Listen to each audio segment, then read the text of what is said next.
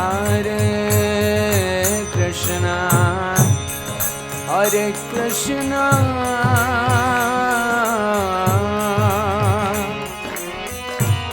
Krishna Krishna, Hare Hare, Hare Rama, Hare Rama, Rama Rama, Hare Hare.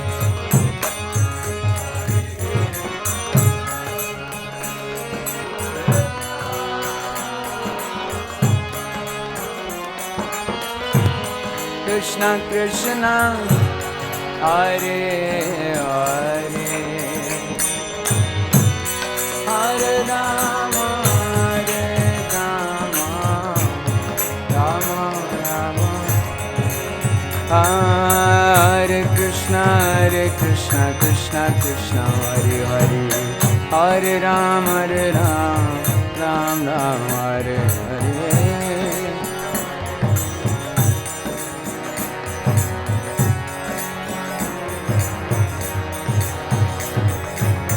Hare Krishna, Krishna Krishna, Hare Hare, Ram Ram, Ram Ram, Hare Hare. Krishna Krishna, Krishna Krishna, Hare Hare, Ram Ram. Hare Krishna, Krishna Krishna, Hare Hare, Ram Ram, Ram Ram, Hare Hare.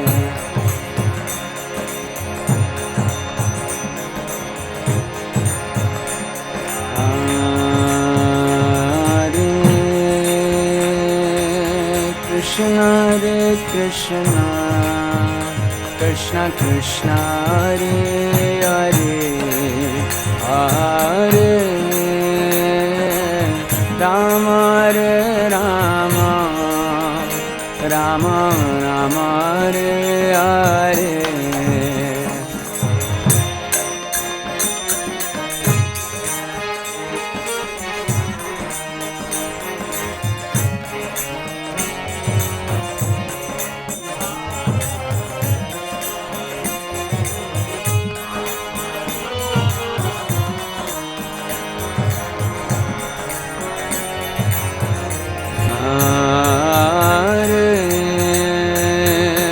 Krishna, Krishna, Krishna Krishna, Hare Hare, Hare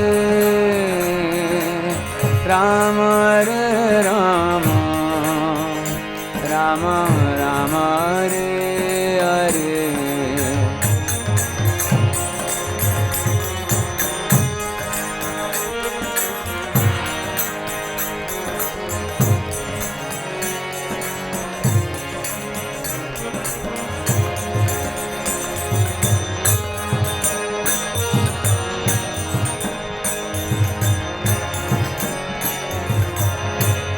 Hare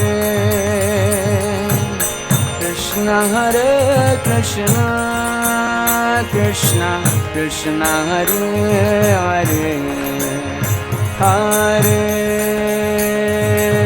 Rama, Rama, Rama Rama, Hare Hare.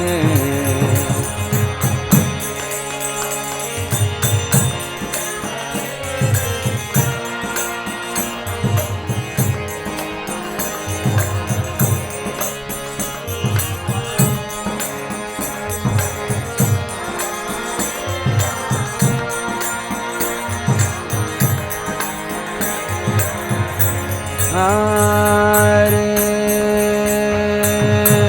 Krishna, Krishna Krishna Krishna, Hare Hare, Hare Rama, Rama, Rama Rama, Hare Hare.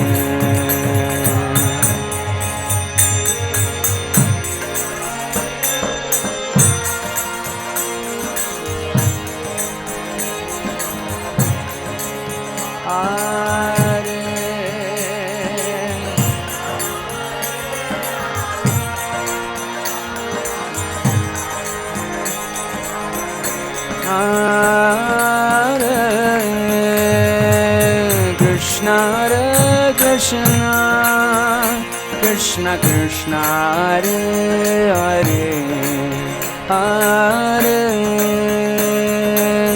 Rama Hare Rama Rama Rama Hare Hare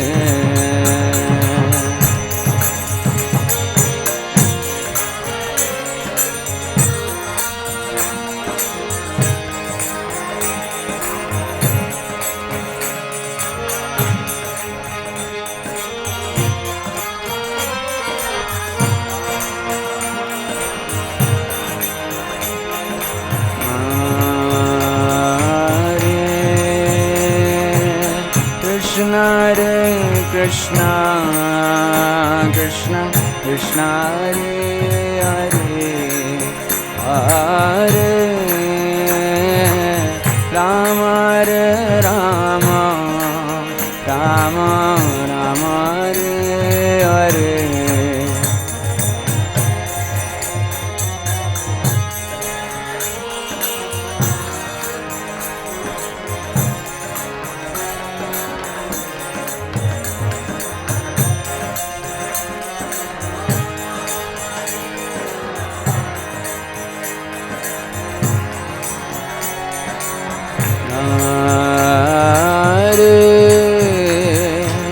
Krishna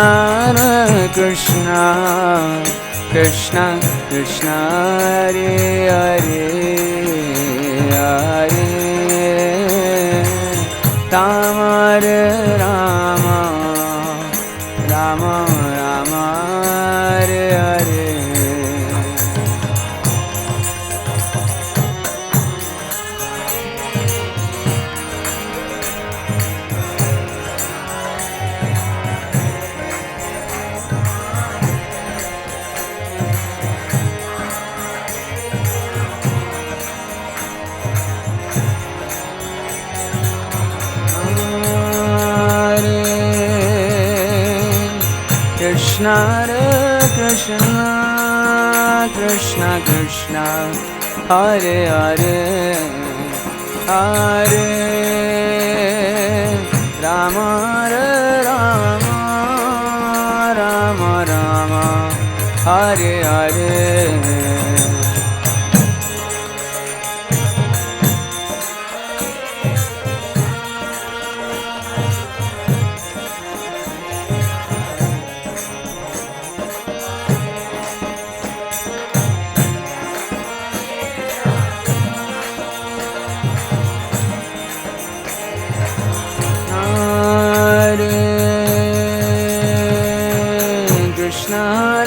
Krishna Krishna Krishna Hare Hare Hare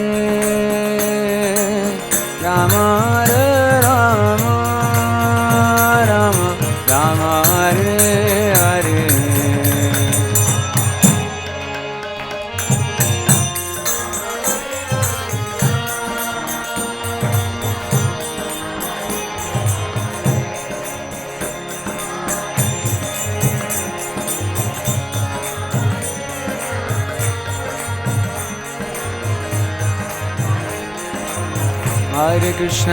Krishna Krishna Hare Hare Hare Rama Hare Rama Rama Rama Hare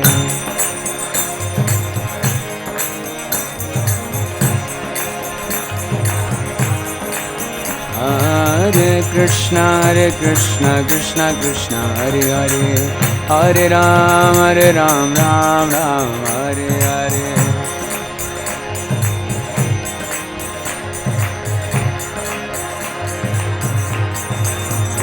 Hare Krishna Krishna Krishna Hare Hare Hare Ram Ram Ram Hare Hare Hare Krishna Krishna Krishna Hare Hare Hare Ram Ram Hare Hare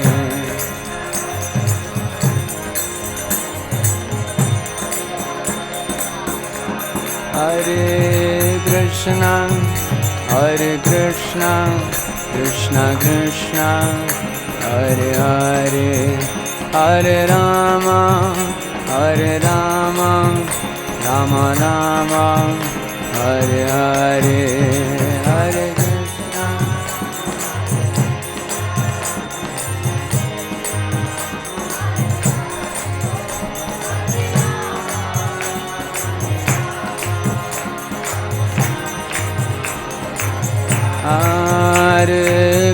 Krishna, Hare Krishna, Krishna Krishna, Hare Hare, Hare Rama, Hare Rama, Rama Rama, Hare Hare.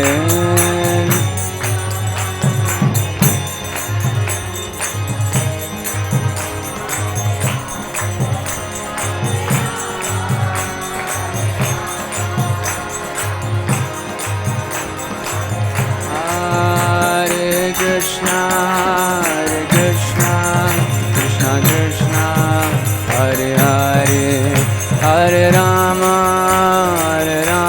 Rama Rama, Hare Hare. Krishna.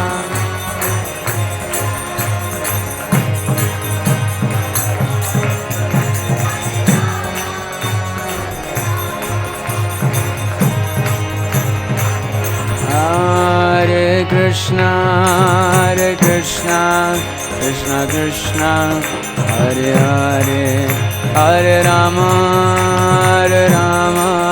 Rama Rama, Hare Hare. Hare Krishna.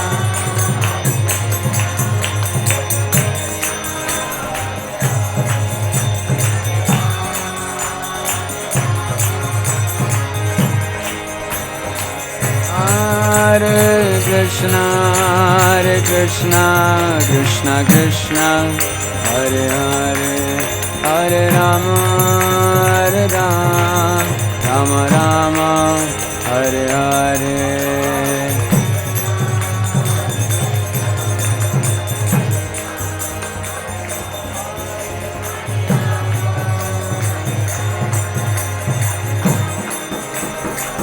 Jaya Jaya Prabhupada, Prabhupada, Prabhupada, Jaya Prabhupada.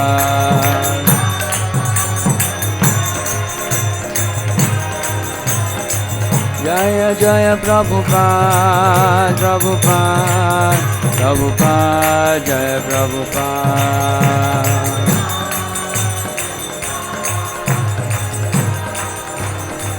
Nitai Gaur Hari Bol, Hari Bol, Hari Bol, Gaur Hari Bol.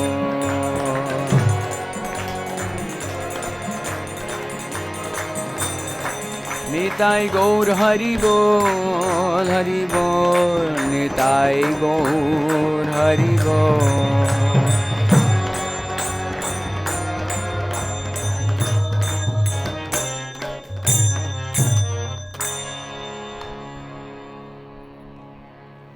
Srila Prabhupada ki, Harinam Sankirtan Yagya ki. So this is Kali-yuga, and deity worship is not recommended for this age. But we just did so much nice deity worship. What's wrong with us? Our deity worship, do you know who introduced it originally? The way we do deity worship, all these things we do, right? We have achaman and this and that. Yeah, you could say so, Sri Sampradaya, but even more back. Yes, yes, you got it. Yes. Narad Muni. This is Narad Muni's system. Actually, real deity worship, should I turn? Yes. Alright. Alright, I'll turn. So, you know what Prabhupada calls Narad Muni? Prabhupada's nickname for Narad Muni? Transcendental Spaceman. Transcendental Spaceman. He goes everywhere. Everywhere he goes, he makes problem, you know? That's what he does actually. Goes around causing mischief. But for Krishna's pleasure. Always for Krishna's pleasure. And he made this Narada Pancharatra. And that's what we follow. All of our rules, all of our regulations. And actually in Kali-yuga, we are not fit for doing deity worship. To do deity worship, you need to be clean. You need to be a brahmana. You need to know, all the mantras properly, reciting them properly. In previous ages, if someone mentioned one mantra slightly off, the result would be completely different. Like Vritrasura. Vritrasura was supposed to be a demon that was supposed to, kill Indra. But because of one syllable, it became the opposite. Ultimately, Bhagavatam says that actually that was Krishna in the heart who made him say it wrong. And Vritrasura came as a very nice example. He was a Vaishnava, and he showed us that even if you're an Asura, no problem. But anyway, the point is, to do all this deity worship, you need very high class, you need ingredients, Actually, to get ghee itself now is practically impossible. Unless you have your own cow, you have no guarantee. The ghee is very liquid gold. It's very expensive. So people cheat a lot, and they make fake ghee, mix all types of things. And without ghee, you can't do deity worship. Ghee is very satisfying for Krishna. Actually, any yagya you can't do without. Even the fire yagya, main ingredient is ghee. Even deity worship, you need cows. You need, like we just did, what did we do? Panchamrit, right? What? How many things did you use? Milk, dahi, yogurt, ghee, shahad and meetha pani, sugar, water. Even without bees you can't do deity worship. So, in Kali-yuga, we're very fallen, and we don't have much ability to do anything. Yet we like doing things. So Narad Muni was very compassionate, and he made this Pancharatriki system. Even our initiation, the fire yagya we do, everything that we do is actually according to Pancharatra. The way we get a Diksha, the way we get Brahman initiated, the way we chant our Gayatris, this is all Vidhi, rules, Pancharatrik Vidhi. And it's very, very important, because by following these Vidhis, attachment to Krishna starts to rise. Deity worship is one of the main angas of devotional service. There are 64 angas of devotional service, and out of those 64 angas, there's 5 that are most important. Do you know what they are?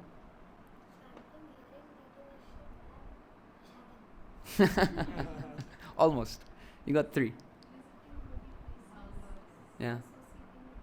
Yeah, 2. We said Dham Vas, staying in the Dham, associating with devotees. Go Seva, yeah, but it's not one of the Panch Anga. There's 5 main Angas that Rupa Goswami has mentioned. So in that, Dham Vas, Mathura Vas, Bhagavad Shravan, Sadhu Sangha, hearing, associating with devotees, Shraddhaya Shri Vigraha Seva, worshipping the deities with faith. And finally, Harinam Sankirtan, Harinam. So these 5 are the most important. If you can just do these 5 as your daily sadhana, every single day of your life, you just make 5 boxes, to-do list, like a shopping list. Every day you make sure you check 5 of those boxes. Then, practically speaking, you will, without fail, achieve all perfection. Why these things are so important? Dham Vas is very important because the atmosphere you're in really affects your consciousness. When you're in school, you all go to different schools, right? It's completely different. You can't talk about how we did Abhishek to Shalagram, right? You can only speak about Roblox, isn't it? It's a very different atmosphere. So where you are has a huge impact, and everyone's collective consciousness changes your consciousness. So a place like Delhi, you see, we drove here and thousands of posters for the iPhone, thousands of posters of buying a better house, So the whole atmosphere is surcharged with sense gratification. Actually, it is sinful atmosphere. Selfish, very selfish atmosphere. And everyone's drive is this selfishness. So when you're in a place like that, where everyone is thinking in this way, it's very hard to be selfless. So Mathura Vas is very important because in the Dham, you have sadhus. And sadhus live a selfless life. They live a life completely dedicated to Krishna. And by dedicating their lives to Krishna, they also dedicate their lives to everyone else. It's the byproduct. So when you go to the Dham, there are many, many people thinking of Krishna. So that atmosphere changes your consciousness. Just like coming here, hearing the Kirtan, watching the Abhishek, it changes the atmosphere, Especially seeing little, tiny people doing it. It's satisfying. You feel blissed out. So Mathura Vas is very important. Bhagavat Shravan is very important, because without Bhagavatam, then you can't understand why we're doing all these things. Sadhu Sangha is very important, because without Sadhu Sangha, you might just make up your own things, and it might be averse from Krishna consciousness. You might not realize. When you have Sadhu Sangha, then they'll tell you, no, this is what Bhagavatam really is saying. Mathura is actually even present in your house. Mathura is present in the temple. One of the 7 purposes of ISKCON is to erect a place of transcendental pastimes for the Lord. That is Mathura, that is Vrindavan. So all these temples, they're also Vrindavan. And I'll tell you why deity worship is so important. Everyone glorifies Ayendra Prabhu for his kirtan, but actually his love for deities was so strong. In fact, you could almost argue that he was doing more deity worship than Nam Sankirtan. He would spend 6, 7, 8 hours worshipping his shalagrams and his Nitai Shachisuta and his Govardhan Shilas and Radhe Shyam downstairs dressing them every Friday and Saturday. And he was only doing half an hour of kirtan, right? So, deity worship is very, very, very important. And the reason it's so important, because it makes Harinam personal. We're not impersonalists, right? When you say mantra chanting, it can be a little impersonal. We're just making some sound. Hare Krishna, Krishna Krishna, Hare Hare. Hare Ram, Ram Ram, Hare Hare. Ayendra Prabhu used to say, if you have no conception when you chant Hare Krishna, then you get no results. If you have the wrong conception when you chant Hare Krishna, then you get the wrong results. And if you have the right conception, then you get the right results. So our conception is personalism. And now when you have deities in your house, you have to think of them as persons. You have to treat them as persons. That he's actually here. He's sitting here. He's listening to us. He's watching us, everything that we're doing. He feels hungry. He feels sleepy. He feels enthusiastic. He feels lazy. He feels tired. He feels all these emotions. And we have to become more and more in tune with the deities. And as you do that, your personal relationship with them will start to manifest to the point where they will speak to you. They will tell you that what you cooked today was not nice. Or this, I really like this. Please bring me more of these things. And maybe in the beginning, they will not speak to you like how I am speaking to you. But you can understand. Heart to heart, you can understand what they're saying. Or sometimes they will send some devotee to tell you something. And you will very clearly understand that this is your deity speaking to you. But then as you advance further and further directly, just like I am speaking to you, he'll speak to you like that also. Prabhupada has said a few times, just as I am speaking to you, face to face. You can speak to Krishna like that. In fact, our Bhaktisiddhanta Saraswati Thakur Prabhupada, he would speak to his Gandharvika Giridhari Jiu in Mayapur, where his Samadhi is. I'm sure you've been there. So over there, they have Gandharvika Giridhari. Giridhari has a big head, it's a huge head. And Gandharvika has both her hands like this. And they put 2 flowers and that's how she's standing. And this was his personal deities. And next to Gandharvika Giridhari is Gauranga. Gauranga Gandharvika Giridhari. And that Gauranga is the same Gauranga. Yesterday we spoke about how he was like a madman with a big beard and long nails and floating in the Ganga. So 9 years he was like that in Navadvip.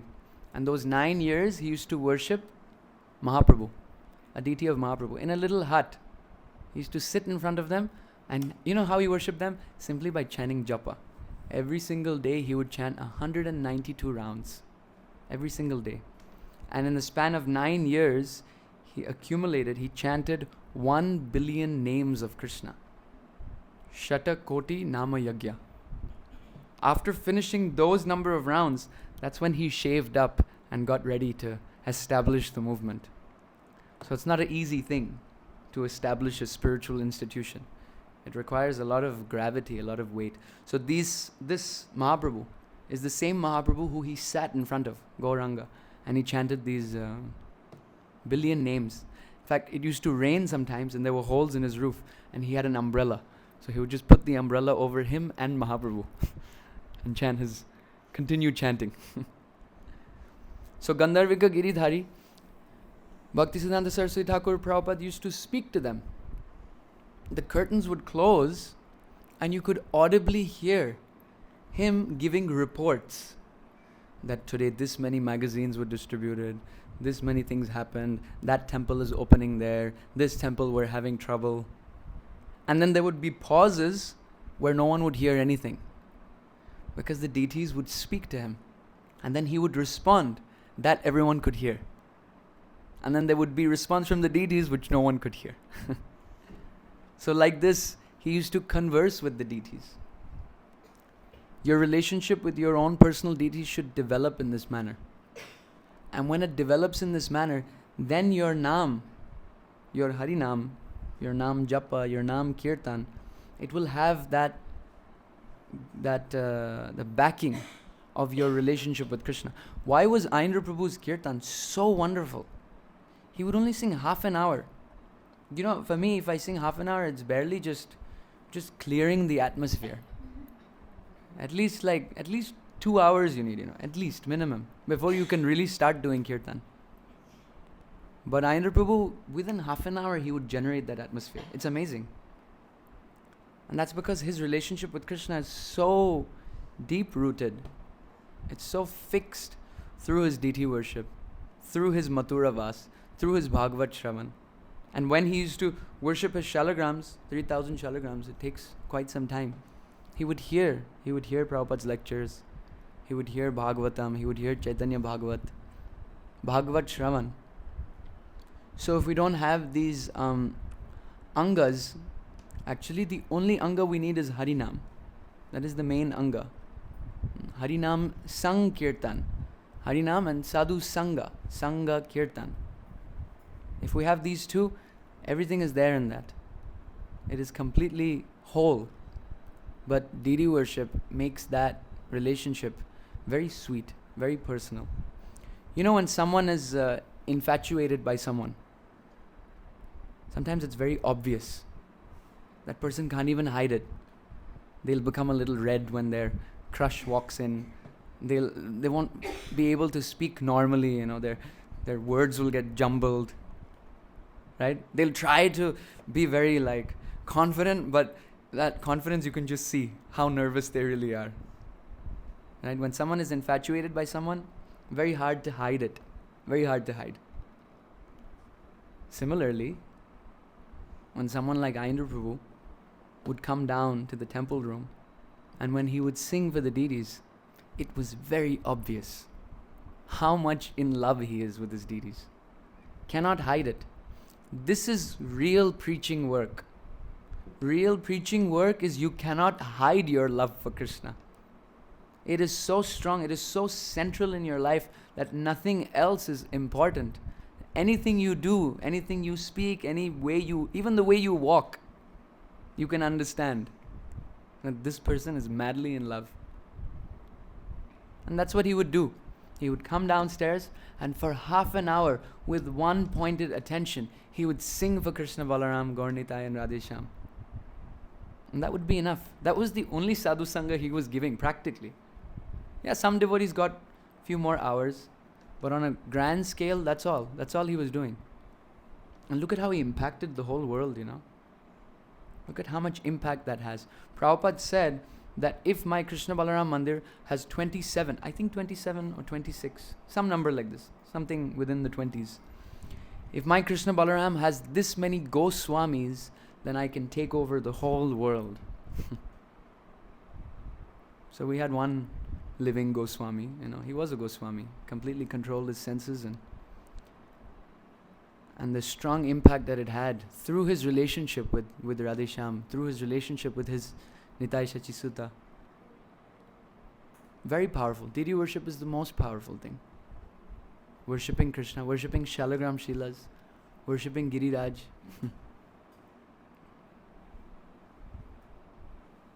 So, yes.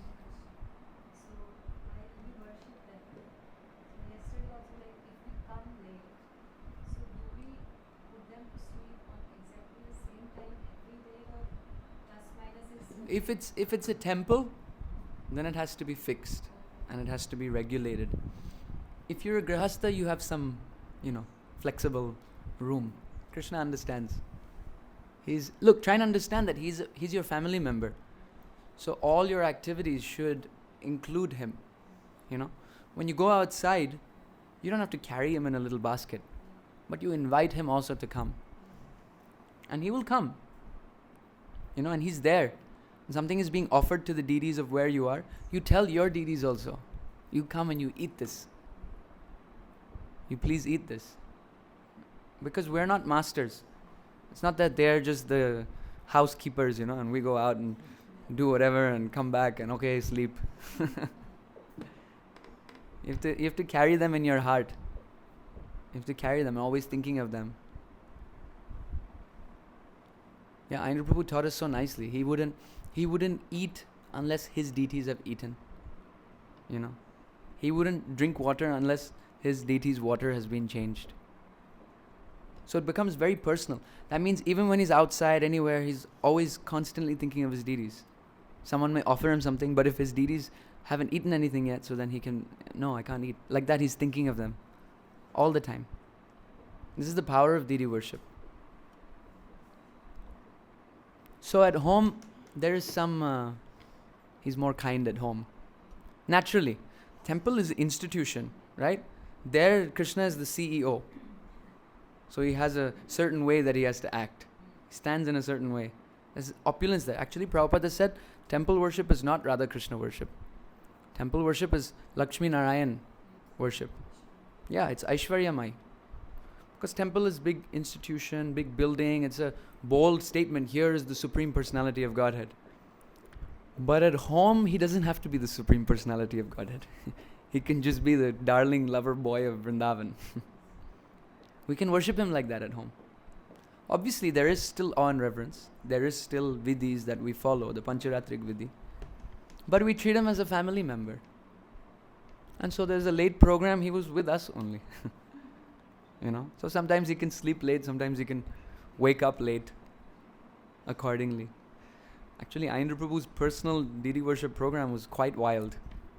It was really wild. Sometimes he would, sometimes they would bathe at 1 o'clock at night. His standard that he made, everyone should have, you should have some standard. Okay, this is the latest we'll go. Won't push it further than this, no matter what happens. So Ayendra Prabhu's standard was everything should be done before the next day's Mangalarti conch shell blows. That was his standard. So everything would be done, all the shringar, all the bathing, everything, all the feeding, before the next days. Okay, you understand? So, because technically when the Mangalarti conch shell blows, then that's when the next day has begun. So before the day ends, he would finish his puja. Because for him, Harinam was most important, and at the end he was chanting 2 lakhs every day. In 2009-10, he was chanting 2 lakhs every day, almost. So he would chant those rounds first. And chanting 2 lakhs takes at least 10, 11, 12 hours.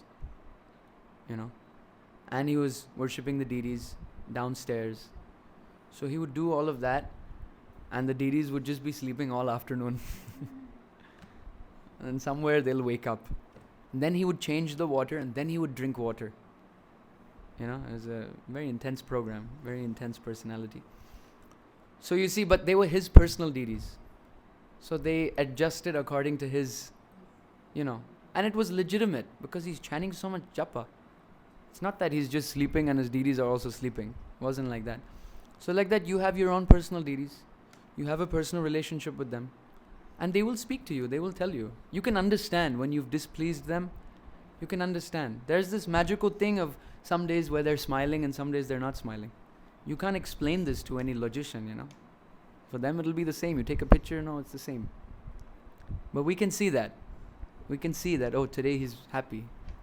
Right? Actually, I didn't want him to bathe in ghee and milk and yogurt and butter today. I was trying to avoid it somehow. But I knew that he wanted it. So what to do? Because he likes getting painted too often. Right? I just painted him like 2 days ago.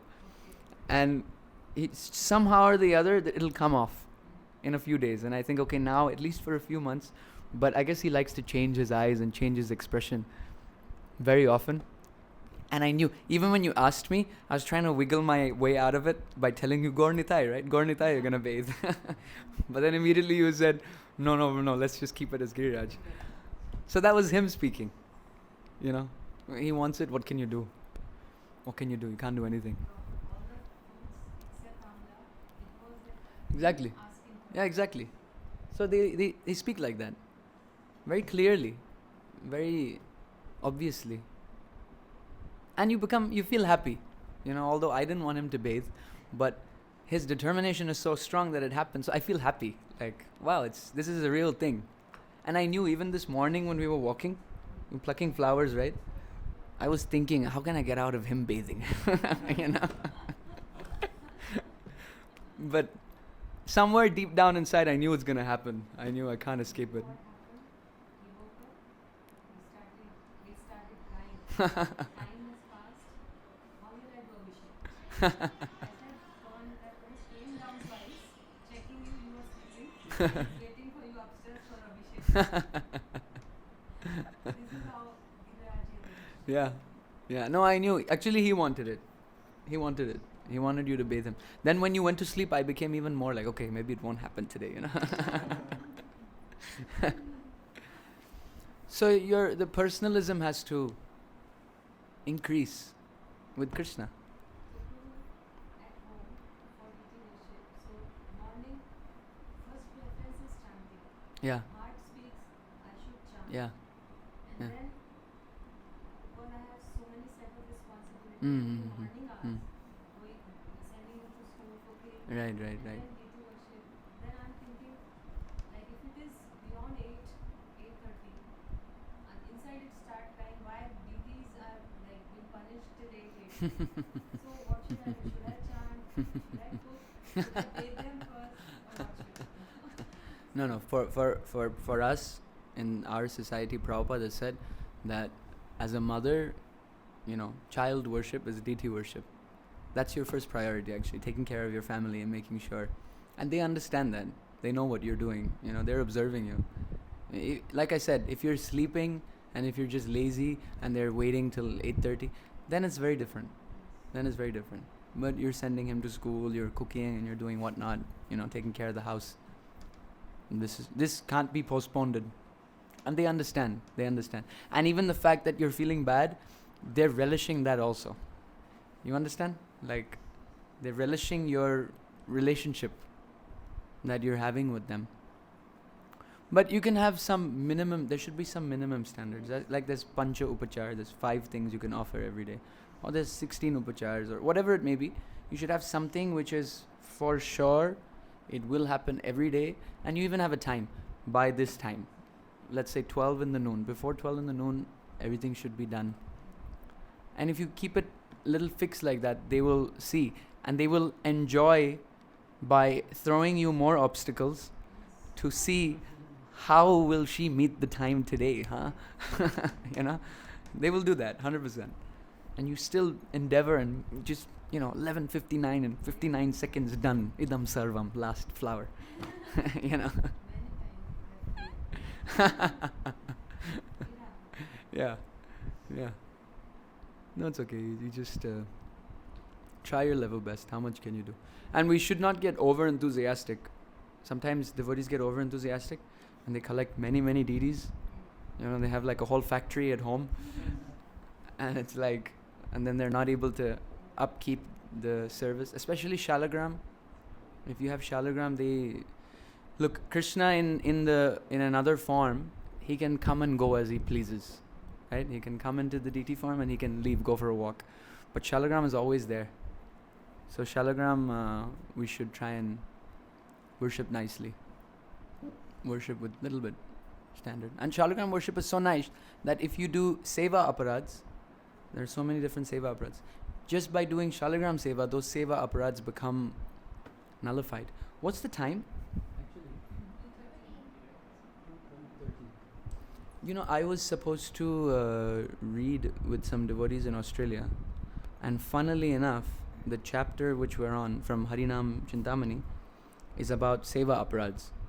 It's just a small chapter, and it's supposed to be at 2:30. So, should I just do it here? I can just put the iPad. We can just read that chapter. Won't make it too long. We'll make it a little short. Yeah, you can, if you can bring. And then, yeah, we can. It's important to know how we can offend them also. That's also nice. What is it? How I came to. It's okay. You don't need to know me. You need to know Krishna. Anyway,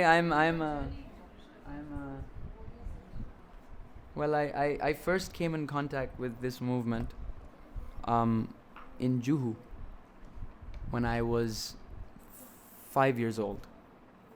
And my parents, they put me in this school. They were not devotees. We used to eat meat and everything, not following anything. But somehow, some Sukriti, pious Hindu nature, they put me in this Bhaktivedanta Swami Mission school. You know this school? It's in, previously it used to be in the same area as the temple compound. Now it's a brahmachari ashram, the ISKCON Juhu temple. Yeah, so I was in that school from the year 2001 till 2006. So from the age of 5 to 10. And I remember, even as a 5-year-old, you remember coming into that atmosphere, the temple, smelling those smells of prasadam and incense and, the flowers and the deities, and feeling like, oh, this is something. There is something here. I remember that smell. As a 5-year-old, I remember that. That smell had an impact in my life. But how much do you think as a 5-year-old? You're just like, okay, yeah, nice smell. I felt something with this smell, but anyway. And also, I remember the altars. But funnily enough, I don't remember what the deities looked like at all from that time. I just remember some light. Like we used to go early in the morning as part of the school, and there would be prayers in the temple room. So we would walk in a file and go to the temple, sit in the temple and chant for maybe like 10 minutes, Kirtan, a little Kirtan. And so I used to see the deities. And I wasn't a very law-abiding citizen. So I used to always have long nails, and my t-shirt wouldn't be tucked in, my shoelace would be undone. So there was one teacher who would give me a punishment. You know what the punishment was? Amazing punishment. I'll never forget it. You have to pay obeisances to the deities.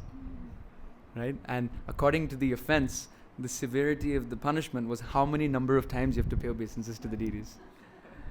So I used to always get that, And then I used to bite my nails so I don't get it.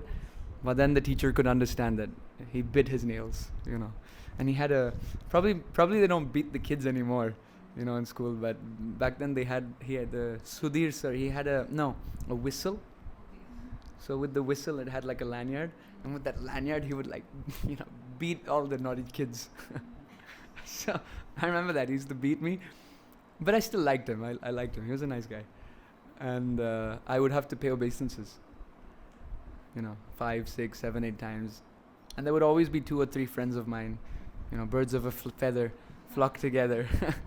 And we would compete who can finish first the obeisances. So you pay obeisances to Gaur Nitai, and then Radharas Bihari, and then Sitaram, Lakshman, Hanuman, and then Prabhupada. And that's one round. I have to do 2 rounds. And I guess that was my introduction to this movement. Oh, really? Wow. Oh, you probably know him then, Sudhir sir. Yeah. He used to beat me with his whistle. Yes. He's like a sports PT teacher. No. No, she herself is a teacher. I'm telling, give this punishment. Oh, I thought you were a teacher in that school. No. That's what I understood. Oh, currently teaching Nimai. Okay. Yeah, naughty Nimai, right? 108 obeisances. We will be disappearing.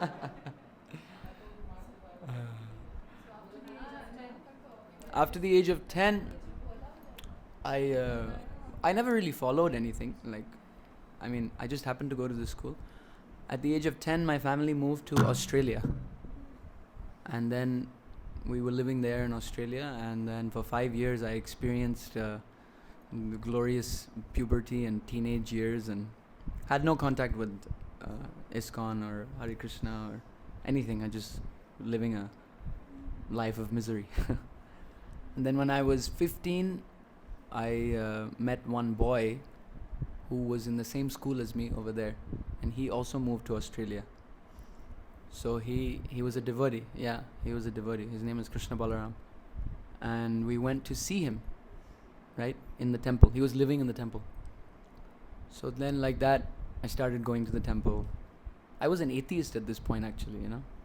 Logically, I concluded that how can God be some blue boy with many arms and plays the flute? What kind of, come on, you know, let's get real.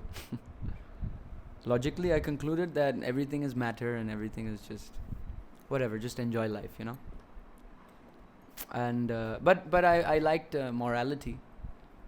Like I was a vegan, and I wouldn't kind of like a modern day hippie, I guess. I was a vegan who wouldn't ride in cars.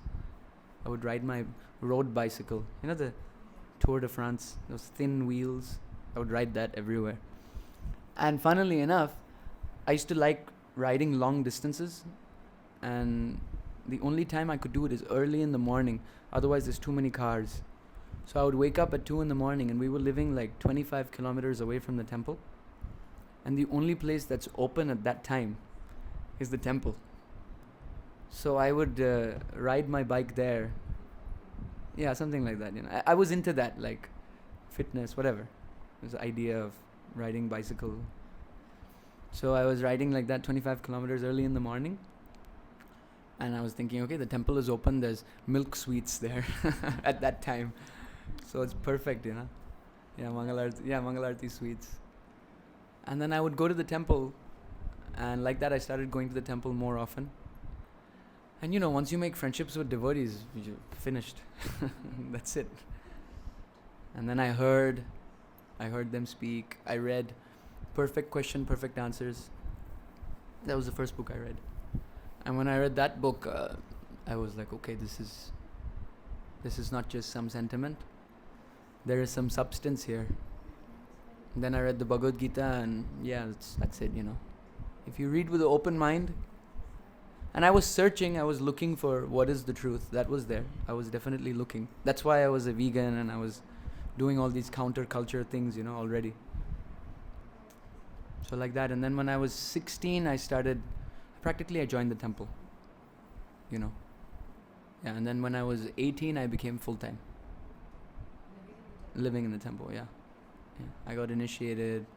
I moved into the temple. Within those 2 years, from 16 to 18, I was pretty convinced that, okay, this is it. This is good. So that's that. And now I'm here. Okay, I'll just open that. This is Harinam Chintamani is very nice because it's a conversation between and Mahaprabhu. Yeah, isn't that wonderful? You have Harinam Chintamani? Yeah, get it out. It's nice. It's a very nice book.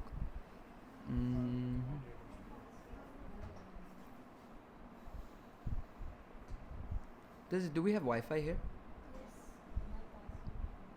What is it? It's not showing. Namamrita. Which one are we? Are we Airtel, Niti, Airtel? This one? You want to put the password?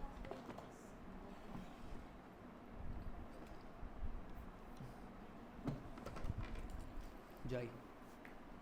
Yeah, Harinam Chintamani is very nice because it's Mahaprabhu asking Namacharya Haridas Thakur to speak. And first he speaks about what? Yeah, he goes through all the 10 offenses. I think the first 12 chapters is like that. It's just the offenses. Weak security. You read 6 chapters? Yeah, I think 12, about 12 chapters are the 10 offenses. You know, all the 10 offenses. And before reading these chapters, I used to think that I don't do them. But after reading them, I realized that I do every single one of them. Yeah, it's a little scary when you realize how far away you are from Krishna. So we've gone through all the 10 offenses, and now we're up to Seva Aparad.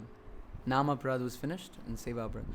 So what he does is he first explains Shuddha Nam, what it is. That's the goal of our life. Haridas Thakur explains what that is. Then he explains Nam Abhas, which is the covered name. It's the reflection of Shuddhanam, or when there's clouds in front of Shuddhanam, so it's not able to shine fully. But something is coming. Then after Nam Abhas, he describes the Nam Aparads. And then after the Nam Aparads, he starts to describe Seva Aparads. That's where I am. I think somehow it's not working. Yeah, it's maybe not enough. Could you grab my phone? Yeah, I also have hotspot. I'll just use my phone. 1 second. And then I have to put password. This corner doesn't work, huh? I have to go to some other corner.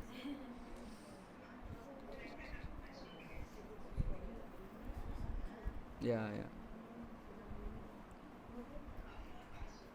My phone is charging, bro. हाँ वही है.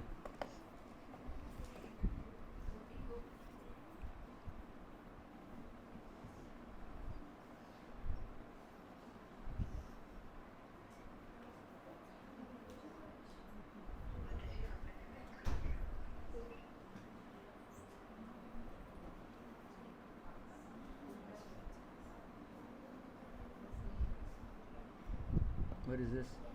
Camera? Hello. Someone is who's missing? Hare Krishna, Gauranga's mom.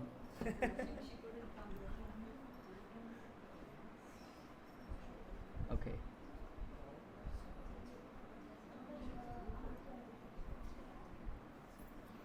Maybe you keep this phone somewhere. Where is the good place to keep this phone? It's nice, huh? This temple room is... If you've connected to the hotspot, you can keep it. Okay, let's see.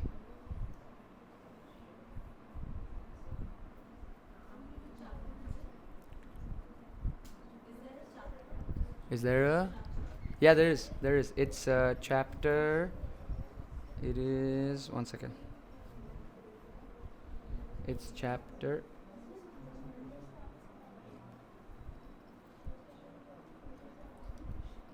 Chapter 14. Chapter 14.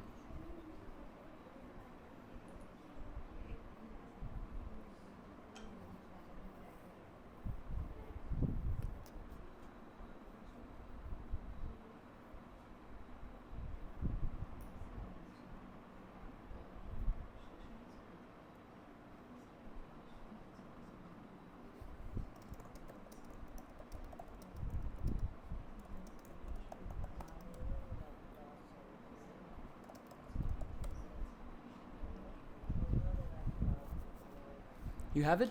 You have the book? Chapter 14. Yeah, from the beginning. It's a very small chapter. It's very short. Where did it go?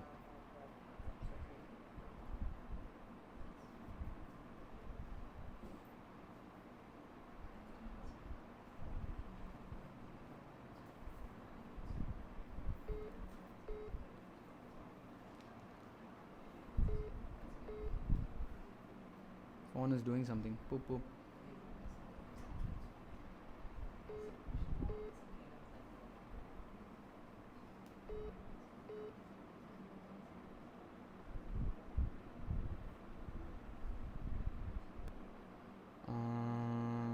Share screen.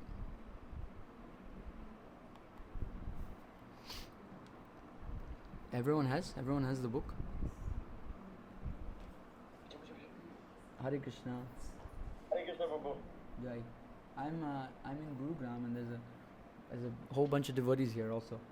So I guess we'll just read with everyone. Chapter 14, right? Is that right? Is it chapter 14?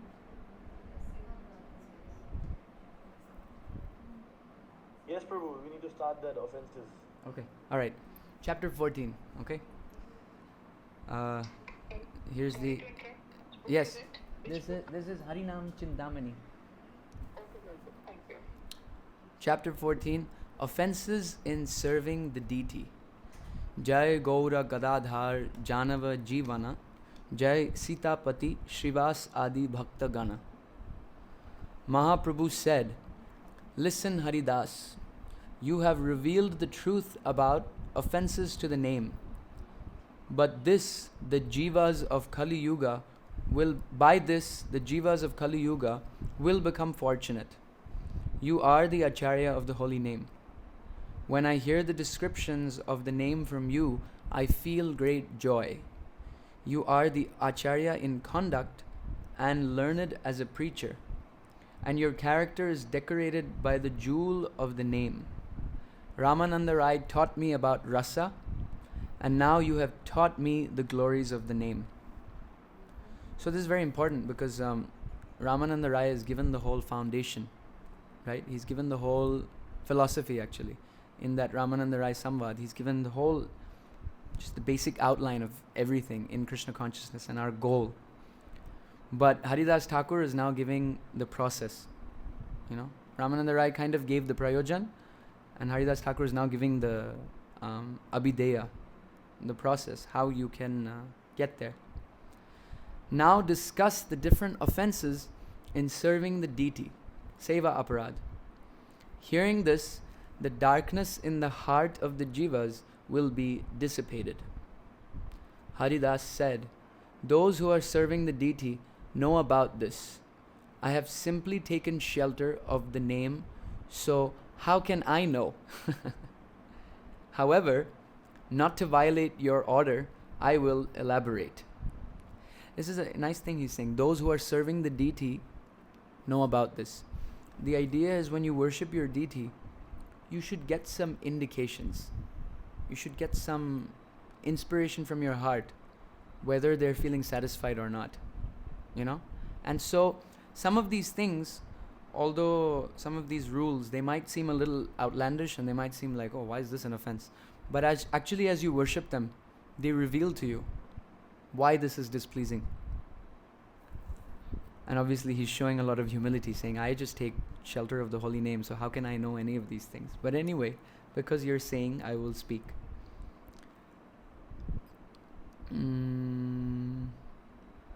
Concerning service to the Murti of the Lord, there are many offenses listed in the scriptures. In one place, 32 offenses are mentioned, and elsewhere 50. The learned have divided these offenses into 4 types: offenses in directly serving the deity, offenses in establishing a deity, offenses in taking darshan of the deity, and general offenses committed against the deity. The 32 offenses listed in the Bhagavatam are as follows. Entering the temple with shoes on. That's very obvious. Number 2, entering on a palanquin. So the idea is you don't want to seem more opulent than the Lord. Actually, in South India they have these temples, and every day in the evening they will have a palanquin procession where the deity goes out. Some temples they have it on an elephant actually. The deity will go on the elephant and the elephant will go around. They'll have a procession like this. So the idea of not coming in a palanquin is not doing something that's more opulent. than Krishna. Nowadays we all travel in cars. Technically speaking, that's not a very good thing to do. One should walk to the temple. But it's okay, we park the car outside and then we walk in a humble way, saying that now it's Kali-yuga and we live very far away, so please forgive us. Number 3, not observing festivals. So not fasting and not celebrating and not doing opulent service on specific days like Ekadasi days and festival days, Janmashtami and Radhashtami and whatnot, appearance day of acharyas. If you don't observe them, then it becomes offensive. Number 4, this is very obvious, not paying obeisances. Should do it. Prabhupada, I think it was Guru Das or someone, I don't remember who it was, but he asked Prabhupada that, Prabhupada, every time I come into your room I have to pay obeisances. Can I just pay 1 obeisances in the morning and then that's it, And Prabhupada said, no. You do it every time you come. Number 5, reciting prayers in an unclean state. Now, this doesn't pertain to the Hare Krishna Maha Mantra, because the Hare Krishna Maha Mantra you can chant in any state of mind. It doesn't matter what your external situation is. But still, it is better if you're clean, because when you're externally clean, then, for example, when you clean your room, automatically you feel more happy. Sattva gun is there, and you're able to chant better in a clean room than a dirty room. It's very easily perceivable. So in the same way, when you clean your body also, it's very different. When you wake up in the morning, you feel a certain way. And as soon as you take a shower, instantly, when the water hits your head and covers your whole body, then you just feel clean. You just feel alive and awake. So, although there are no hard and fast rules for chanting Hare Krishna, and this rule is not specifically describing the chanting of Hare Krishna, but rather the prayers that we make for the temple, for the deities, for the worship of the deities, that should not be done in an unclean state. This is an interesting one, which many people probably do. Bowing on one hand, that's an offense to the deities, because you're not showing full respect. Although you may be like having one hand in a bead bag, and you might think, oh, it's okay, I'll bow down with one hand. But if you're going to bow, then you bow with full attention, so you bow with both your hands. Number 7, circumambulating in front of the deities. Because if you do that, then you face your back to the deities, and that becomes offensive. So the idea is you don't want to... Sometimes devotees become ecstatic, and we do circles in the Kirtan when we dance. But we should be conscious that we're dancing for the deities. We're not dancing just to have fun in a circle amongst ourselves. So some devotees that are a little conscious, they'll be aware of the deities, and they'll do a little spin, They'll do a little spin when they have Sometimes what I've noticed is people do a little spin without knowing why they're doing a little spin. They're just spinning because that's what they've seen. So there should be some consciousness behind everything that we do. Number 8, spreading one's legs before the deities. That's pretty obvious. It's not very respectful. Number 9 is sleeping before the deity. One time I was in our temple in Australia, the temple where I joined in Adelaide, and there was this new lady that was coming. She was very enthusiastic and she seemed very eager, And I walked into the temple one day, and she had her whole bedding. She had a mattress, a pillow, a blanket, and she was just sleeping in the temple room, right in the temple room, And I was like bewildered. I was thinking, what is going on? What do I do? And then I said, Mataji, we have some rooms over there. Actually, we didn't have any rooms. They were all brahmachari rooms. But I just had to get her out somehow, just sleeping in the temple room happily. And she became very upset, and she told me, I'm Prabhupada's dog. A dog can sleep at the feet of his master. But here it's saying it's offensive, So you can't sleep before the deity. Eating before the deities, that is also offensive. Speaking lies before the deities. We had a culture once upon a time of doing Ishtagoshtis in front of the deities. When there's some, we discuss whatever, we do it in front of the deities. So in that way, hopefully no one lies in front of the deities. Number 12, talking loudly in the temple room. It's pretty obvious. See, these things are quite obvious. When you hear them, you can understand why it would be displeasing. 13 is gossiping. Or any prajalpa, actually. Speaking anything that's not related to the deities. is not a very nice thing. 14 is cursing or using harsh words. 15, thanking others in front of the deities. So this is a very Aishwaryamai thing. You have to understand, this is a very opulent thing because he's the king, right? So in front of the king, you won't glorify someone else. The king can do it, but you wouldn't do it because it would kind of diminish his position. So even glorifying someone else in front of the deities, even that is offensive. And so if you want to thank someone, then you go outside the temple room and you know, give them thanks. 16 is fighting in the temple. That's very obvious. 17 is an interesting one. It's crying in front of the deities. But Mahaprabhu was doing this all the time. Okay? Now this type of crying is more lamenting for material existence.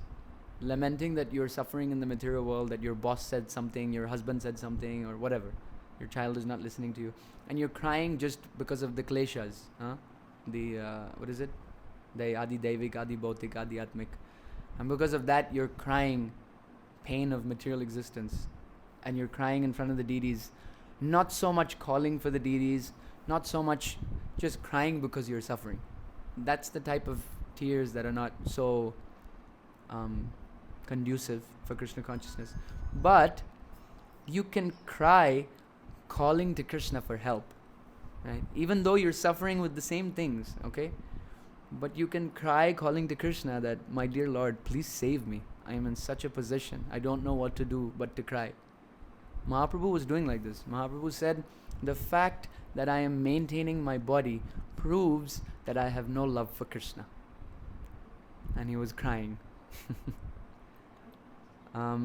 18 is very obvious. Criticizing others.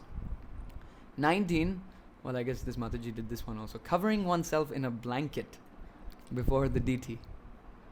Interesting, huh? 20, praising others before the deity. 21, using obscene language. What does obscene mean? Does anyone know? It means offensive or disgusting by accepted standards of morality and decency. Portrayed or descriptions of sexual matters. Okay, obscene. So no obscene language. 22, belching or passing gas. Don't do that in front of the deities.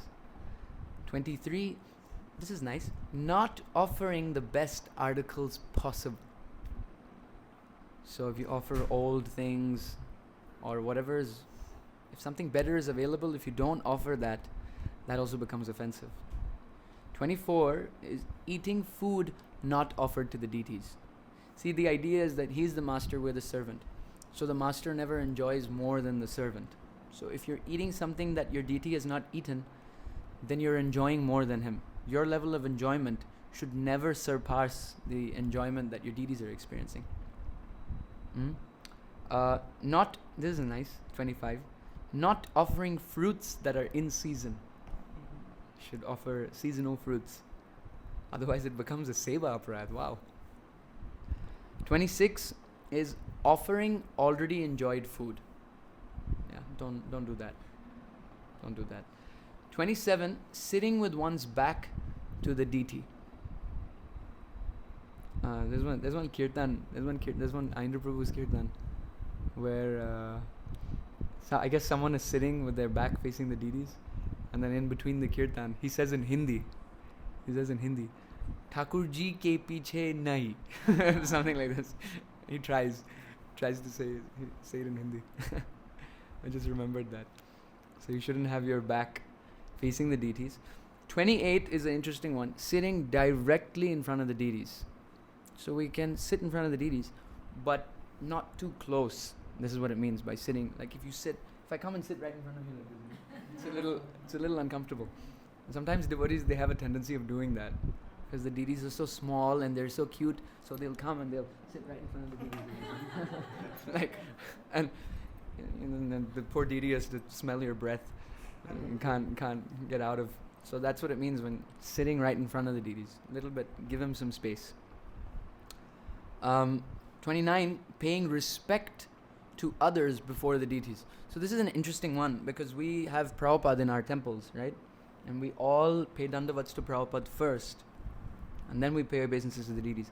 And the curtain altar may be open, and the deities can see you very clearly paying respects to someone else. In fact, there were some other branches of our same family who were not happy with the fact that Prabhupada is in the temple and devotees are paying obeisances to Prabhupada in the temple because they considered it offensive. But what you should understand is Guru is accepted as non-different to Krishna. And there is Guru Puja and there is Nara Puja. Okay? If you do Nara Puja in front of the deities, it is an offense.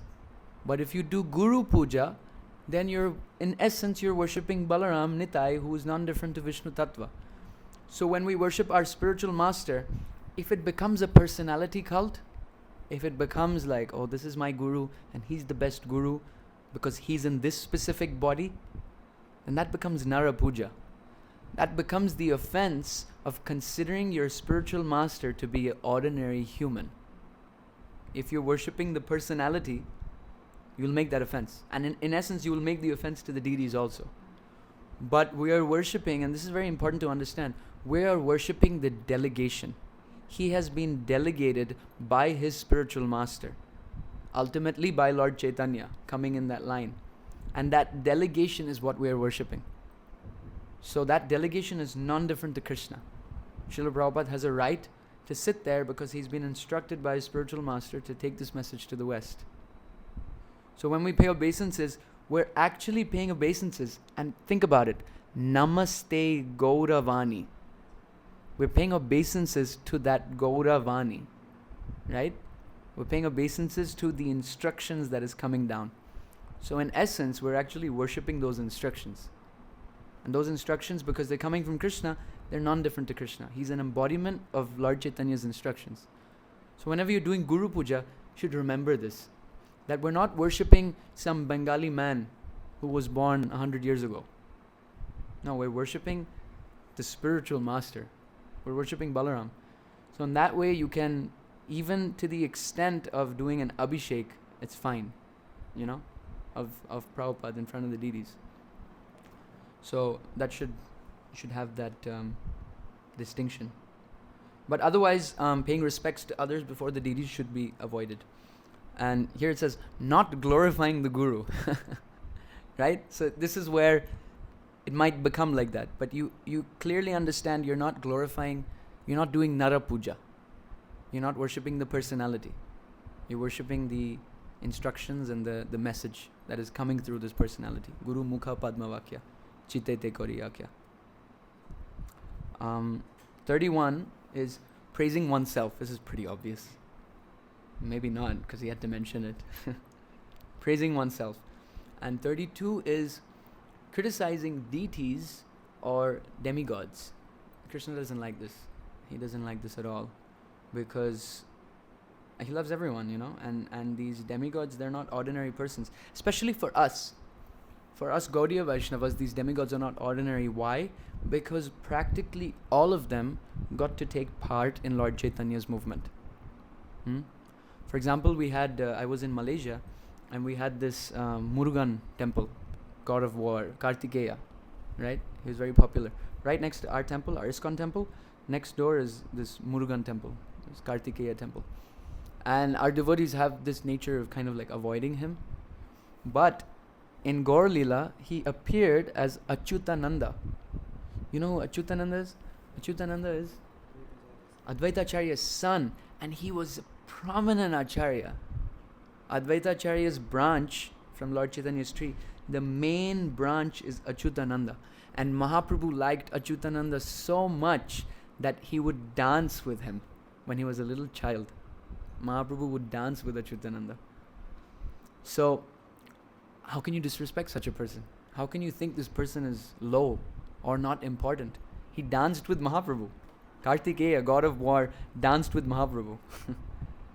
So we don't have to criticize other deities, other demigods, and we don't have to argue who's better Lord Shiva or Lord Vishnu in front of the deities. It is not pleasing. Now these are the 32 offenses. I think these are also mentioned in the Nectar of Devotion. Now we're going to read 40 more, and that's the end of the chapter, just a listing. Other offenses are, these are offenses to the deities. Eating the food of a materialist. Okay, this is a big topic, but anna carries consciousness, and if you take grains from someone whose consciousness is not good, in essence you're absorbing that person's consciousness. Number 2 is touching the deity in a dark room. It's pretty obvious to understand, it's a little scary if someone touches you in a dark room and if you can't see them. Number 3, approaching the deity without proper etiquette as being unclean. Number 4, opening the deity's doors without musical instruments sounding. So that's why you have a bell in front of so you ring it, so you let them know. Or if you don't have a bell, you can clap. Yeah, or you can knock the door 3 times. They do like that. Number 5, offering food seen by a dog. They follow this in Jagannath Puri. If a dog sees the offering, they throw the whole offering and they cook a whole new batch. Yeah. 6, speaking unnecessarily during the puja. 7, going outside of the deity room during the course of doing puja. 8, offering incense without a fragrant flower. 9, offering suitable flowers during puja. Unsuitable flowers during puja. Number 10, Hare Krishna. Thank you. No problem. That's fine. Hare Krishna. Hare Krishna. Jai. Number 10, commencing puja with unwashed mouth. Number 11, having sex before puja. Number 12, touching a woman during her period. Number 13, touching a lamp. I don't understand this. Do you understand? Does anyone understand this? Touching a lamp. I don't know what it means. I'm not sure. I couldn't follow this. But it says touching a lamp. Number 14, touching a dead body. Pretty obvious. Number 15, wearing unsuitable cloth. 16, seeing a dead body. Actually, I was thinking that today, that these boys should... Well, I was thinking when they were doing the Abhishek, it would have been nice if they were all dressed in dhotis. Yeah, you also thought that, right? Yeah. Next time we can do that. One of the offenses is wearing unsuitable cloth. So when they were doing the Abhishek, I was thinking it would have been nice if they had dhotis on. It would have been... Yeah, they were all in shorts. I thought that. Yeah, no tilak also, no tilak. That's unsuitable cloth. Anyway, no problem. Next time.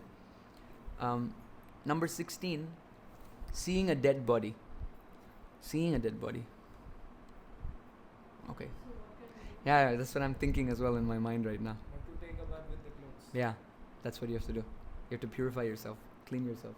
Yeah. With the clothes you are wearing. Number 17, again, passing air.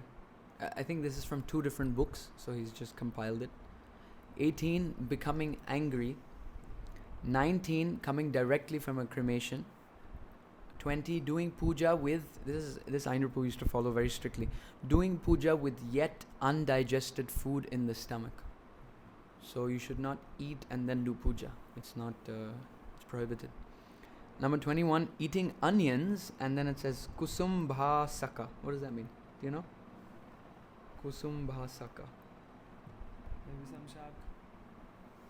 I don't know what that means. But eating onion. Don't eat onions. That's hing, Prabhu. That's hing. Is it? Are you sure? Asafoetida.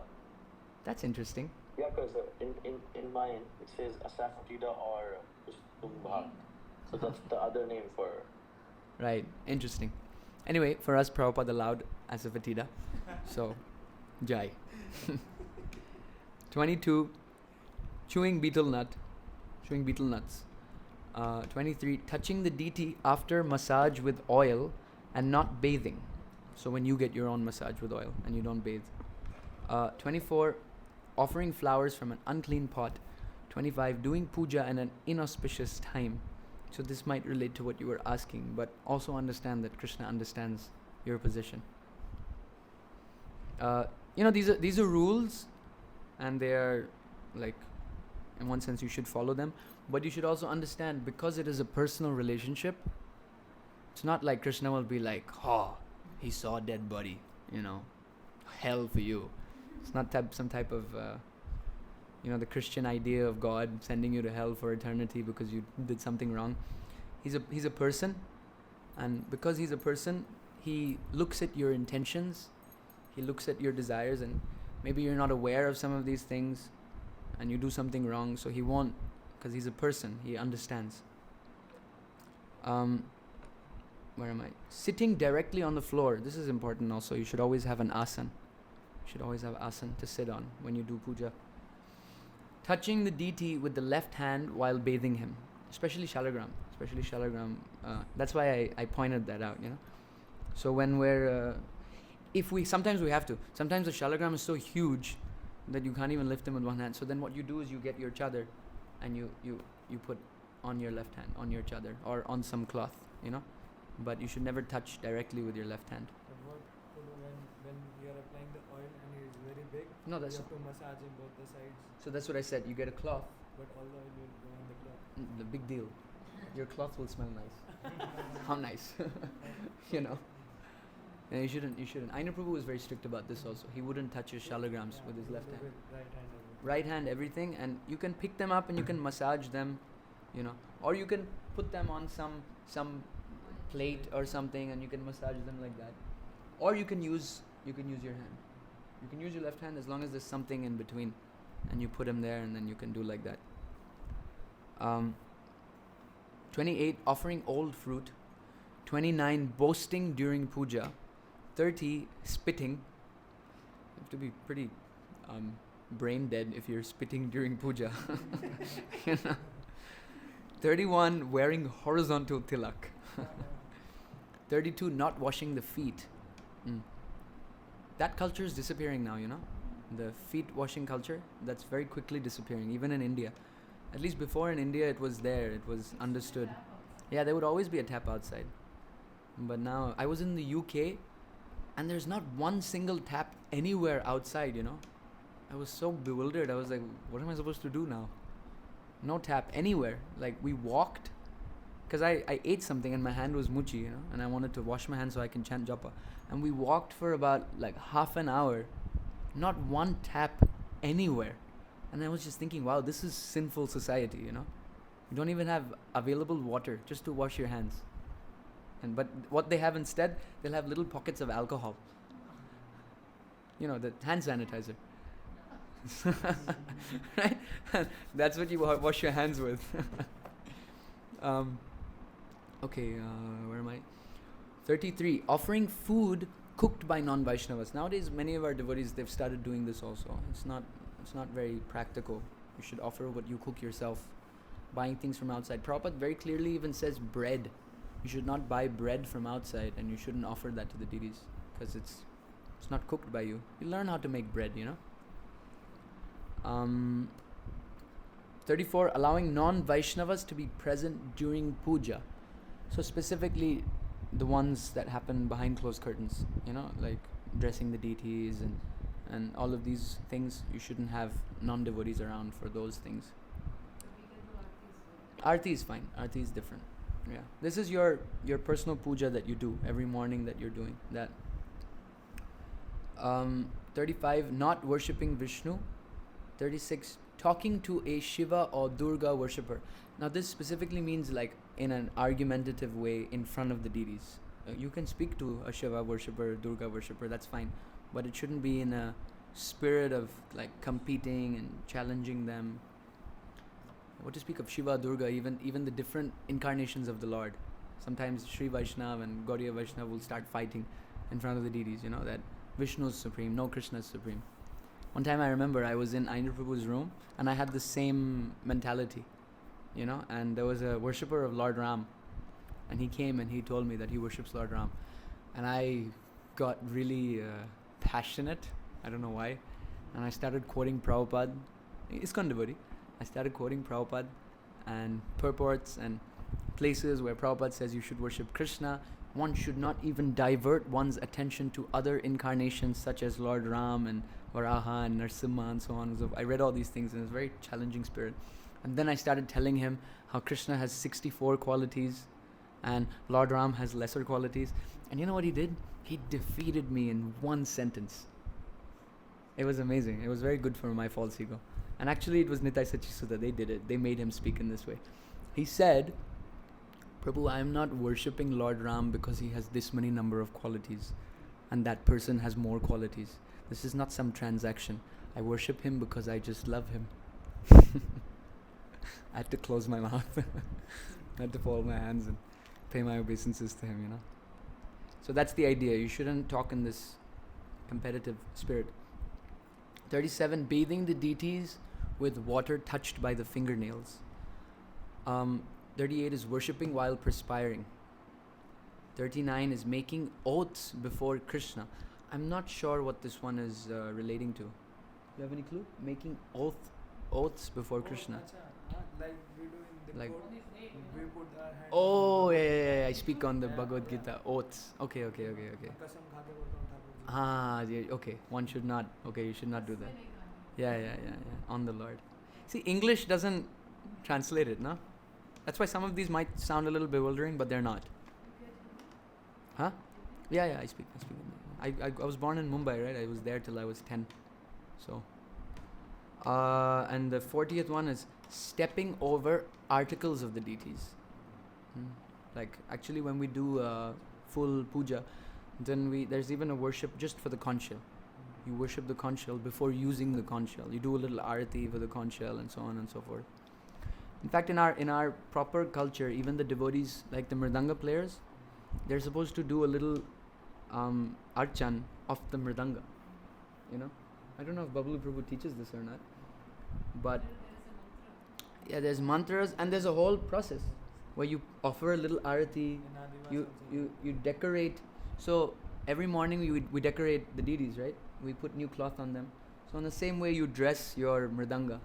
Yeah, you put a new cover, you give garlands, you put chandan, you know. Especially when they have anushtans of like 24-hour kirtans and Odisha and all. Yeah, does it they every do day. it. They do this. And those devotees, they do every single morning. Everyone has their own personal mridanga, and for them it's their personal deity.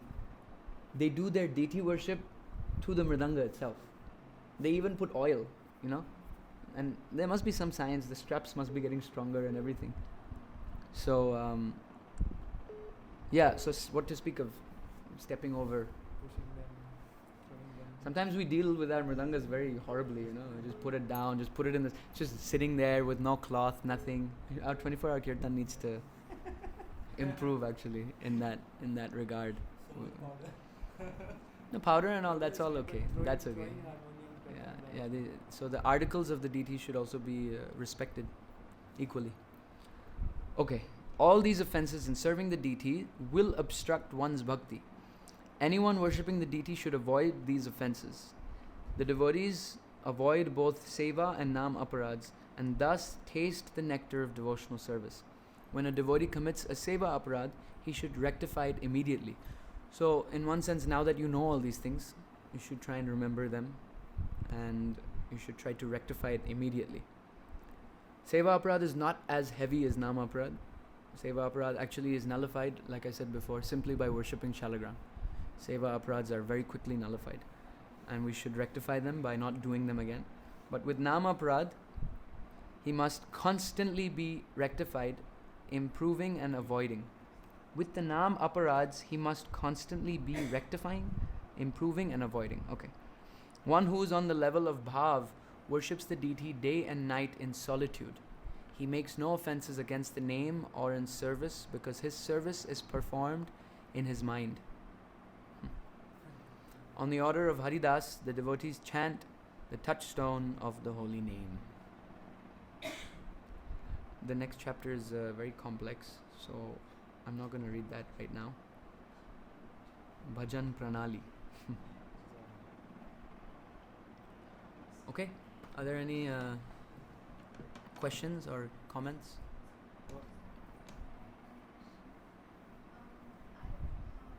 Yeah. Prabhuji, One second. One live question is coming. Yeah, what is it? I heard that Matajis shouldn't worship Shaligram. Yeah, yeah, that's right. At our house we have so many. Yeah, that's right. So, You should give it to me. no, Mataji asked that Mataji should not worship shalagram. So there's mention in Shastra that if a woman touches a shalagram, then it is like Jai Jai Radharaman Hari Bol.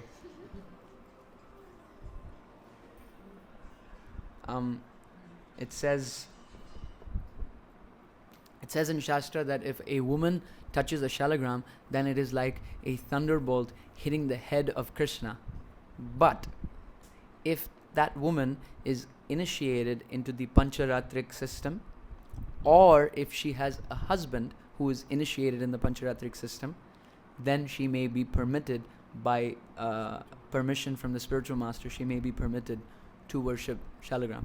So if your spiritual master says yes, then you're good to go. You can worship shalagram. Yeah, there we go. So that's pretty obvious. If he's giving you a gift, he doesn't want to hit Krishna with thunderbolts. You know. So if you're initiated, because our idea of this Pancharatric initiation is that we are not doing the service.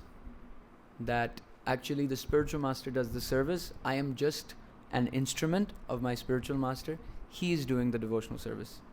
So you're not doing the seva. So if anyone says you're a woman, you should not do it, you can say, yes, I'm not doing it. You know, my spiritual master is doing it. I'm just the tool. I'm just the instrument. So it's fine. If your guru says yes, it's fine.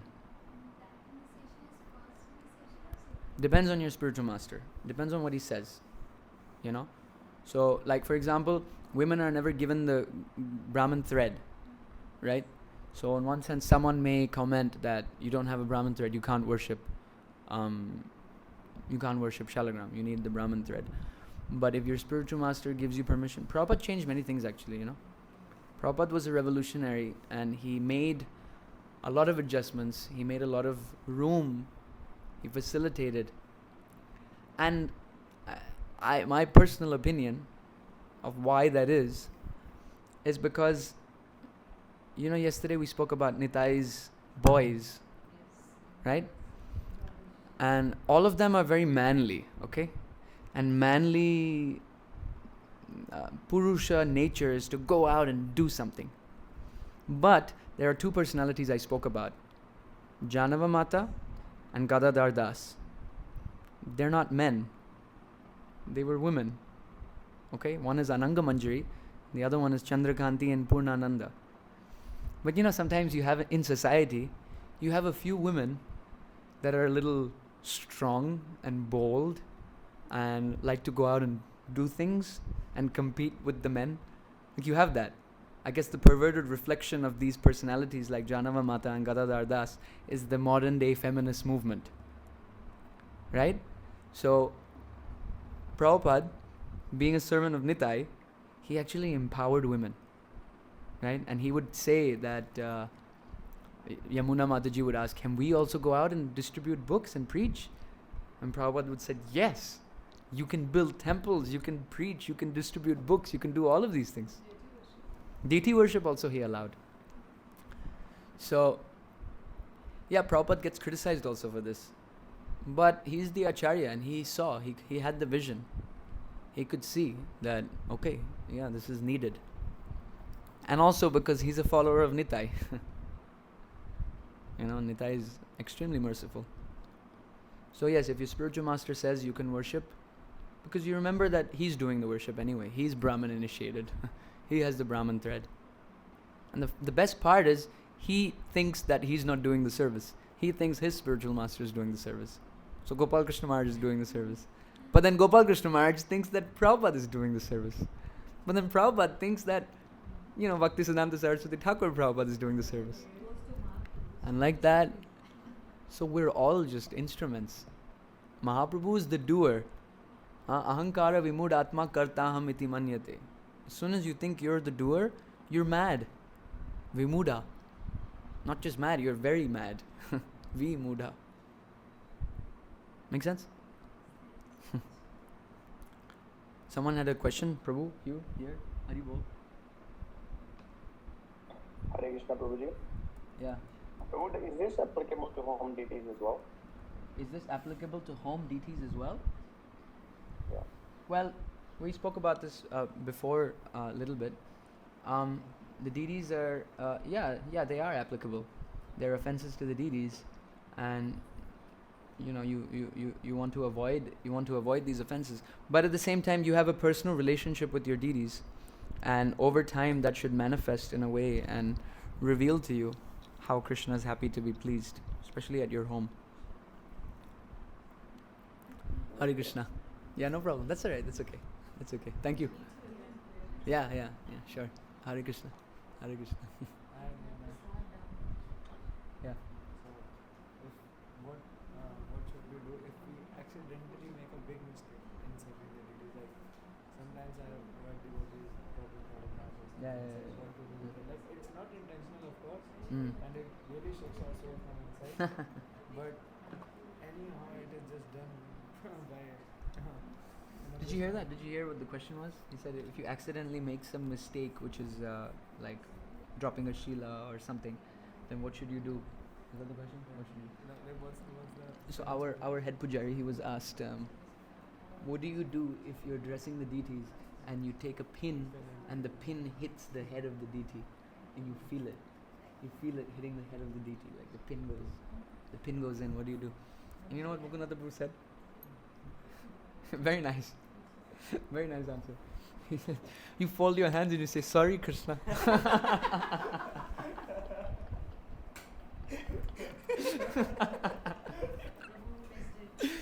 So he asked, when you make a big offense, like you drop the shalagram or you do something, what do you do? How do you like counteract that? Your soul shakes from the inside. What do you do? So our Mukunatha Prabhu was asked, what do you do if you poke Krishna's head with a pin by mistake when you're dressing him, And that's what Mukunatha Prabhu said. Well, if you do that, you fold your hands and you say, sorry, Krishna. What else can you do? And you don't do it again. Now you'll be more careful. So personalism, you see? It's all about personalism. He's your deities. Yeah. You should not poke them. My God, our deities, they have like full design on their head, in Vrindavan. Everywhere. Everywhere.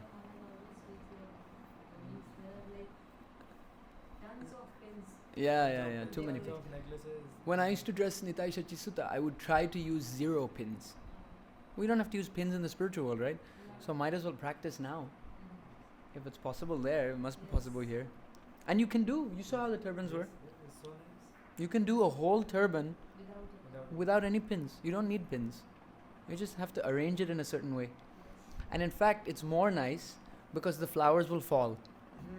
And it feels like reciprocation. And devotees become happy. When I used to dress Radhesham, I would intentionally put a specific flower in Radharani's hand in a specific way that I know once the curtain opens and when we do the chamara, it will fall. I used to do that intentionally, every time. And I don't know about the Mangalarti pujaris. I think they also do it intentionally. And all the devotees are amazed. And it's satisfying, Don't tell them. I think we're being recorded. But it's like, so when you don't have pins, then you just have natural, what it is in the spiritual world, Yeah, I don't like pins. Prabhu, I've got a question, Prabhu. Yes. Prabhu, are these only offenses when you worship a deity? And if you don't worship, is there any chance of committing these offenses? If you don't worship deities, Yeah, is there any chance that why you can why are commit you these not offenses? worshipping deities? The fact that you go into our temple means you're worshipping deities. Deity worship is part of everyone's program. You're going for Mangal Arati, you're going for Guru Puja, you're going for Darshan Arati.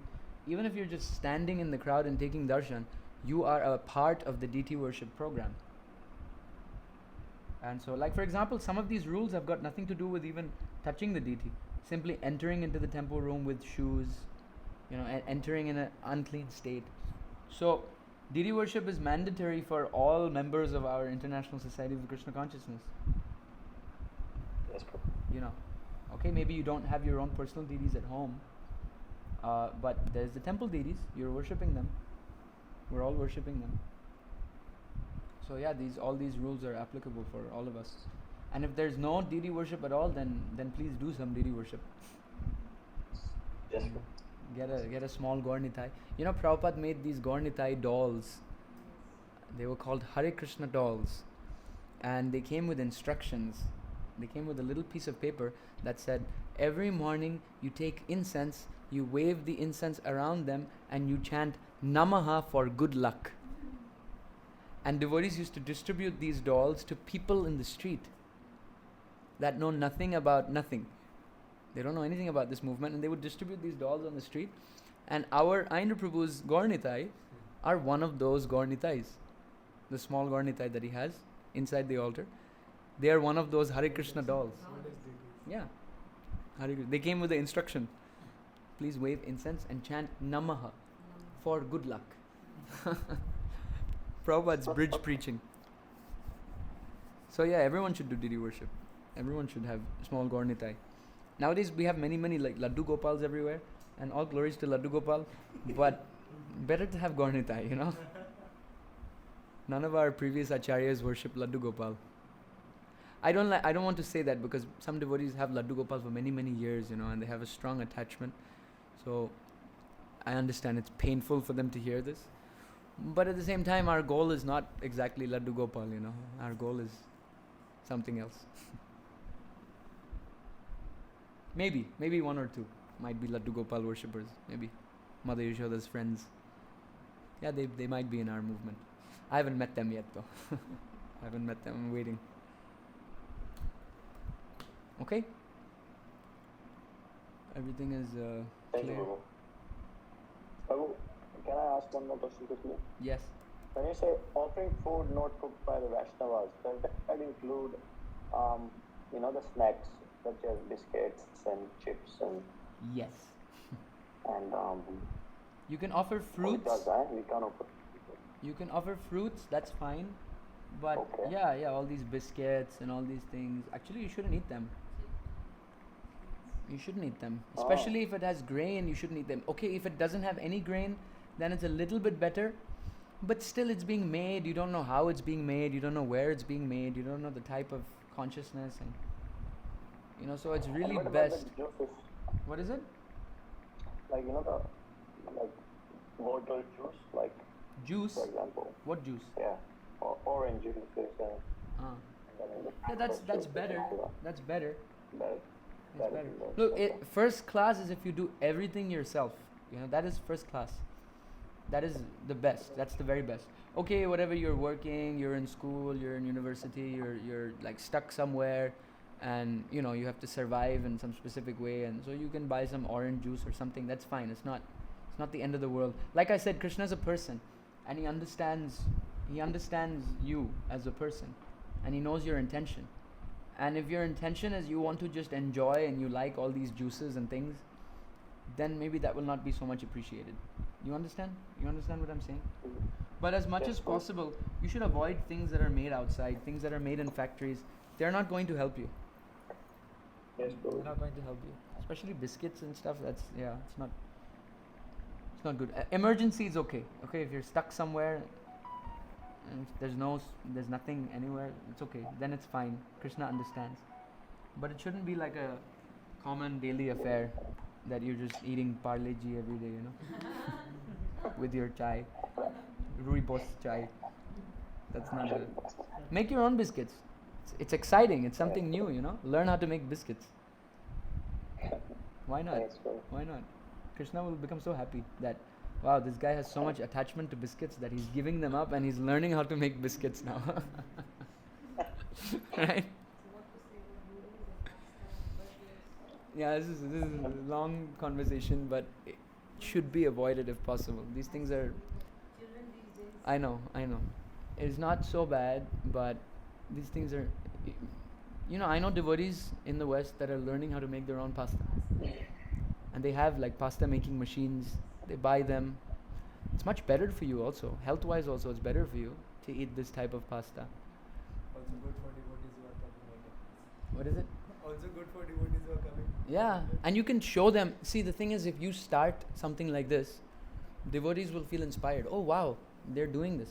Because sometimes we neglect these rules because it's too difficult, right? It's so much more easier. I just go to the shop, buy a packet of pasta, and done. I put it in the water, bloom, done.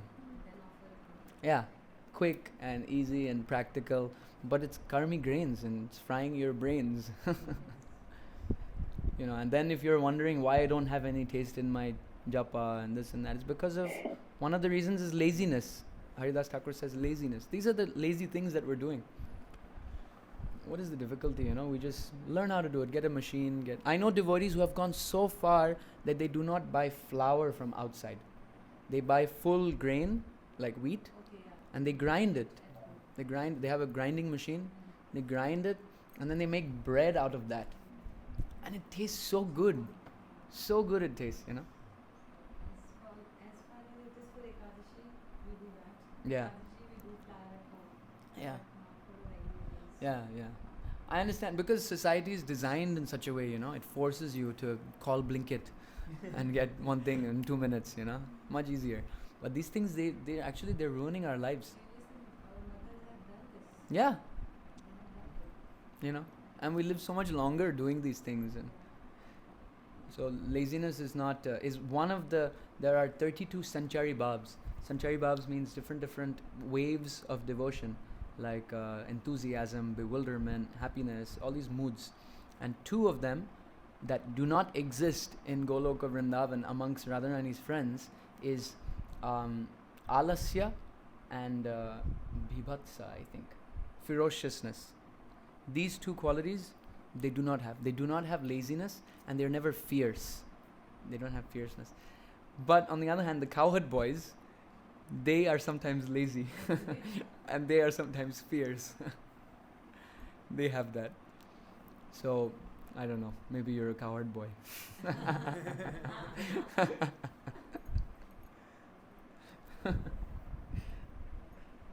Make sense? Jai? Yes, probably. Alright, sorry to give you sad news. No, that's okay, probably. I was asking for the one devotee actually asked me yesterday. Yeah. He brought the ice cream from outside. He's like, can I put your deity something? Like, yes, why not? Please Yeah, come. yeah. You don't want to like ruin his. So ice cream also in the same. No, not the ice cream. Don't touch the ice cream. You already took away pasta. Like I said, it is first class is if you learn to do yourself. Yes. Okay? That is first class. Everything else is second, third, fourth, fifth class. First class if you learn to do it yourself. Okay, it's better to avoid things that have grains. At least we can do that much. I don't know if ice cream has grains. If it doesn't, Jai, a little better. You know. And Prabhuji, Yeah. ask us too. That's okay. Okay, Prabhu, I just gotta extend it a little because it's just getting very popular that chocolate's coming in a grayscale area nowadays. Right. But I heard one lecture from Indra Prabhu Yeah. when he went to a temple and the temple was offering some carob slices, Yeah. and then he gives an example that Prabhupada says, offer Carob. Krishna what he likes, don't offer your mental concoction. Yeah. And Prabhupada also said carob is for hippies. So, Prabhupada said that. So yeah, you how have do to we see offer. that getting popular now? You have to offer Krishna what he likes. Yeah, this conversation actually goes further. The devotees then ask Prabhupada, what does Krishna like? And do you know what Prabhupada said? Do you know what Prabhupada said? Do you know what Prabhupada said when they asked him? Prabhupada said, Krishna likes Radharani.